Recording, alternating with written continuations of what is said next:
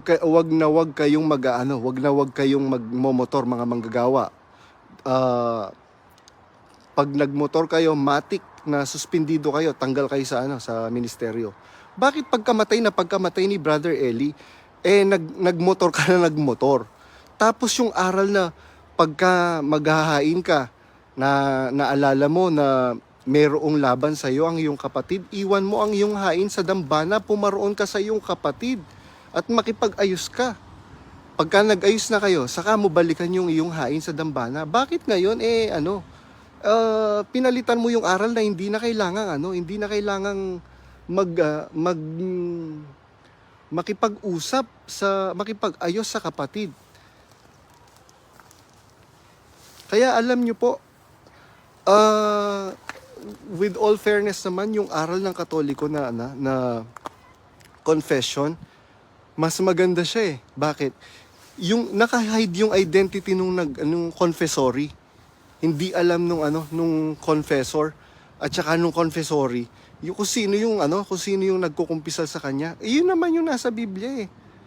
Ang ginagawa ng mga ibabala nila yung mga alam nilang mga pagkakamali mo. Good thing hindi ako nagsasabi sa kanila dahil alam ko ang Diyos naman ang nakakaalam ng puso ng tao. Etong mga National Choir na to, isa pa tong mga sandamukal na mga hipokrito, lalo na yung Ray Jebulan na yan. Kala mo hindi ko alam na ang dami-dami mong sinutsupa. Mahalay mang pakinggan, pero ang dami-dami mong hinahalay. Sige, lahat ng mga hinalay ng Ray Jebulan na yan, i-report nyo sa mga KNP. Patunayan ninyo na totoo pa yung iglesia nyo na yan para samahan kayo ng Diyos. Pero hindi na ako naniniwalang sa Diyos ang samahan ng MCGI because I have experienced a lot of injustices ngayon. Pero during the time of Brother Eli is defending us to his family, especially do sa mag-asawang matanda. Grabe. Akala nyo wala akong alam? Meron nga akong alam. Ayoko lang pangalanan, baka makontempt ako.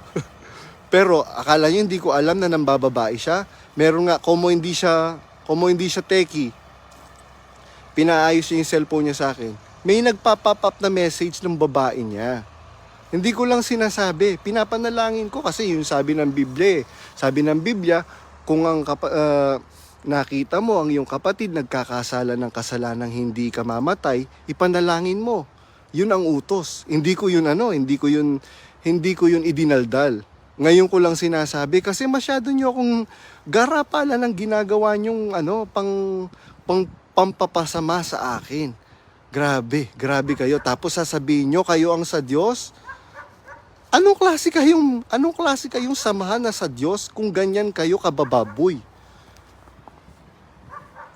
Tapos mismong 'di ba? Alam mo naman 'yun. Yung nag-drugs, alam mo 'yun. Yung hindi ko bibigyan ng idea yung ibang mga tao na bibigyan ko sila ng palaisipan. Sino ba yung nag-drugs na sinasabi ni Brad Badong? Nag-drugs na siya. Tapos nang babae pa siya, sabi niya nga sa akin, "Kuya, alam mo ba, ayoko nakikita si ate Bakit?" Sabi kong ganyan. Kasi kamukhang niya yung babaeng nirentahan ko para mag-sex, sabi niya ganyan. Tapos nagkasino pa rin. Tapos papasamain niyo ako na ganyan ang gagawin ninyo, ganyan na ba kanyo kadesperado? Tapos sasabihin ninyo na kayo ang sa Diyos. Paano tayo magiging sa Diyos? Paano kayo mananatiling sa Diyos? Tandaan po ninyo mga kababayan, ang Diyos po hindi nananatili sa isang samahan na sa laula. Hindi po nananatili. Nung ang Israel nagsalaula, iniwan po sila ng Diyos. Tandaan po ninyo yan. Nasa Biblia po yan. Kahit basahin ninyo ang buong Biblia, back to back, ang Diyos, He come and go. Pagka sa laula na yung isang samahan, umaalis siya, lumalayas siya.